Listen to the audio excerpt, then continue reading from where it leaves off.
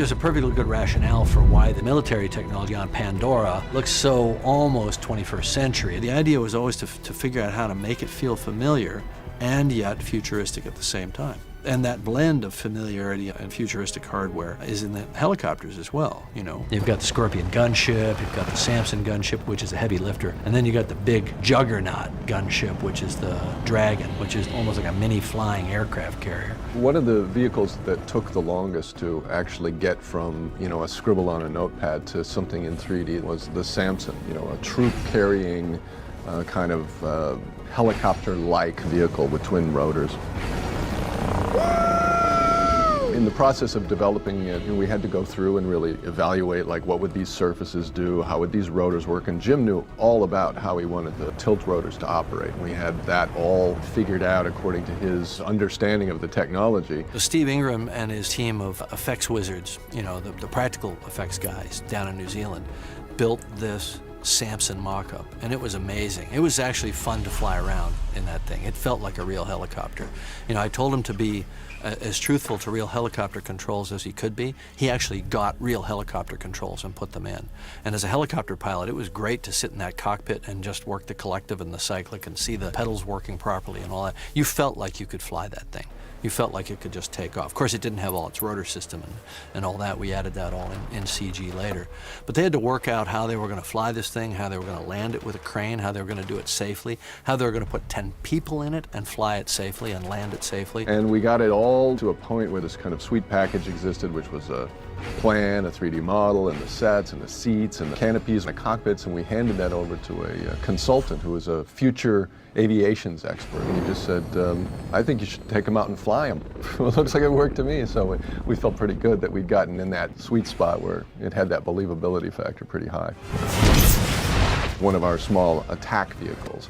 It's called the Scorpion. You know, Jim came up with that name, of course, which is an angry, fighting little insect. And in the course of this film, this thing is a deadly force to reckon with. You know, it represents the tip of the spear, so to speak, of the humans getting in there and messing with the local population. And so you want to build that into your design. You want this thing to look aggressive and arrogant and powerful. The speed at which they all proceed and the way in which this battle unfolds will be identifiable as more like the Vietnam era type of war attack sequences. Jake, you copy? We're falling back! We're getting hammered! When we get into the Dragon, you're really getting into the territory of the fantastic. And Jim always referred to it as a fantasy vehicle, in that it's supposed to have a signature to it that is really memorable, and it's going to have its own kind of iconic feel to it. So the design kind of grew out of a quick sketch that Jim had provided me, which was basically the idea of a poster bed arrangement of large fans, these big rotors. So the whole idea was that it has this muscularity. Jim always talked about it as being a super muscular vehicle, which is kind of based on the Osprey, which, again, it feels very real, it feels very believable to the audience, but it pushes beyond just the day-to-day normal kind of technology, and that it's got these wild shapes and these multiple flight compartments. This kind of helps pull it all together and make it seem real, although it is pretty fantastic. The Dragon, we sort of decided that that was too big to actually move in any way. It didn't fly around on cables, but it had to look very real. So they did a tremendous amount of research looking at the details of the interiors of the V-22 Osprey and various other aircraft. And the inside of this thing is so perfectly detailed that you believe that it's a real aircraft.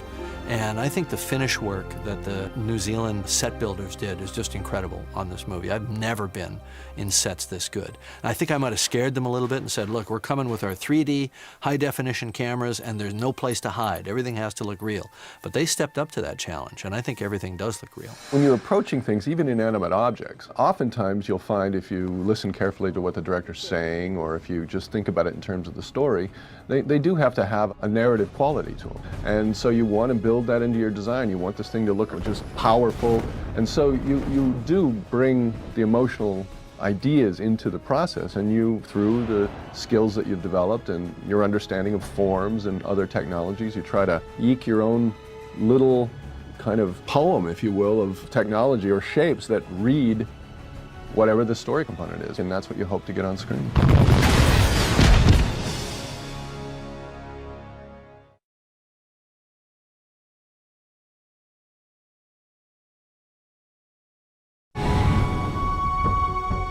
I was one of the very first people hired on Avatar, and I was primarily tasked with creating sculptural maquettes of the bodies of the main Na'vi to create the physicality, the actual bodies and anatomies and proportions of each character.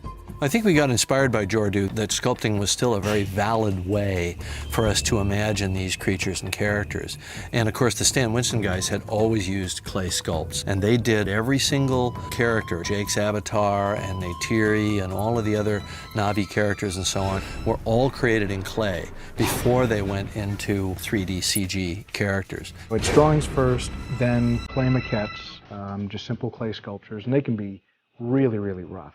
It's again, you're trying to capture the broad strokes, the volumes first, and then from there you can start to do your surface detailing, figuring out what the wrinkles are, is it got a soft skin or kind of a hard hide, and all of those are part of the packaging process. One of the things I think Jim was very, very specific about is that he did not want it to look like something that had been done before, which of course for a designer is thrilling and also kind of daunting, because you can't help but want to emulate to some extent things that have worked in the past. Very early on, one of the earliest drawings that was done for the film was one that Jim did of Neytiri. It still is my favorite piece of artwork that was done in the show. I thought it captured something that was just right. It was just her features sort of floating on a kind of grayish-brown background. I really, really got a good idea of what he was after and the kind of feel that he wanted. But one of the most important things about the maquette is not that you're just showing the design. What the maquette allows us to do, it gives it the human touch, and it also imbues the character with a sense of character that cannot be stressed enough. You get a sense of attitude. The amount of character that you can get in clay, as far as I see right now, is still superior to what you can get in just a digital rotatable model. The clay is just so intuitive. You can grab it, you can turn it, you can look at it, you can light it, you can make little changes right there in the moment. After our first pass at this, Jim started to see positive things that he liked. It was starting to look like a race of people. Then as we got the actors, it kind of fell into place that we would incorporate the actor into the design.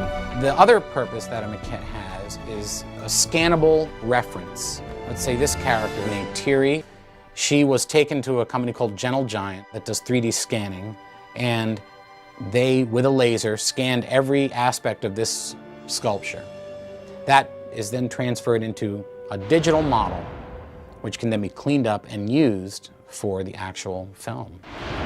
Basically, I was trying to capture her fierceness, I was trying to capture her definite sense of physicality, and the movement of her as she steps off of a rock here with her spear. And this is a very accurate rendition of the length of her queue here. This show was very challenging. It was a great deal of fun, though, for me. I think the most exciting part was being pushed by someone who wants the best out of you and who's determined to get it because he knows you can do it.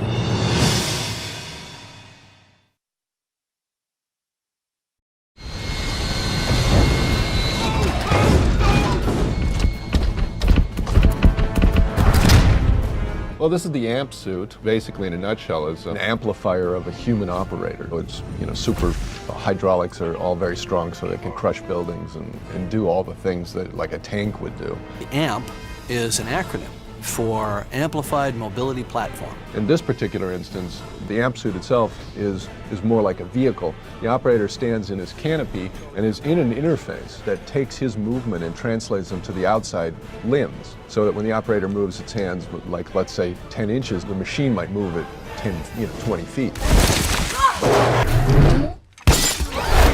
This notion of a human operator inside of a big war machine that actually functions like a human is something that Jim had from the very first moment that we talked. I'm an unrequited engineer. I worked with Ty very closely to make sure that the amp suit's shoulder motion would work and was thought out in terms of the various articulations, and the range of motion was all thought through, and where the power supplies would go, where the servos would go, and all that. Of all the designs that I've been involved with, this was the most complex and definitely the most demanding. And this is the end result of a long period of time. And you can get a sense of the scale here. This is a 1-foot cube.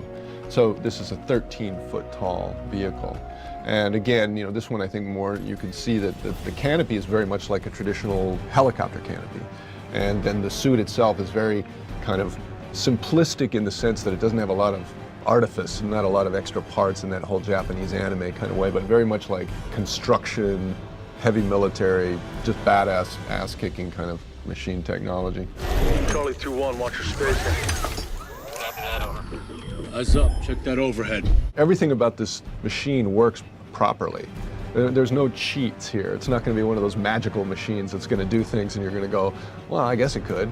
These shoulders work properly. These are all figured out so that these radiuses work, and it duplicates all the motion of a normal human being. As we got into the production and actually needed to physically build some of the things, we realized that Stan Winston Studios was perfectly suited to build things like the amp suit.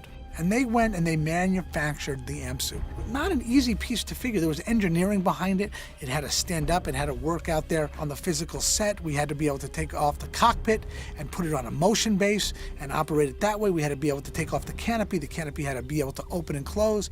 And they did all this, and they handed me a guide to parts of the amp suit. And it was like a modeler's kit guide that they gave. And it was how to assemble an amp suit. I would kind of call it an Apache helicopter with legs. The soldiers use these things for both work purposes and going on patrol. There's a neat interface going on. All right, ladies, let's bring the pain. We've been recording guns for years now, and we recorded a lot of new ones for this film. And Jim is very adamant that they sound appropriate to what they're firing. And so the amp suit has to sound like the most massive cannon you ever heard. Light him up! Such an important part of Stephen Lang's character, Quaritch, was the amp suit. Just as the riders on the Banshees were perfectly attuned to their mounts, to their creatures, Quaritch is perfectly attuned to his amp suit. He's driven that thing for so long. He's so dexterous. You see that he moves and it moves in perfect harmony. The amp suit was an extension of Colonel Quaritch. He is a warrior. He is an amp suit samurai. He can do things with that suit that probably none of his other troopers can do. That makes him a very formidable enemy at the end. And when Neytiri leaps on him with the Thanator, you think, it's all over, buddy. You are going down. And I think the audience is surprised when that doesn't happen, and he turns the table. Come on, come to Papa.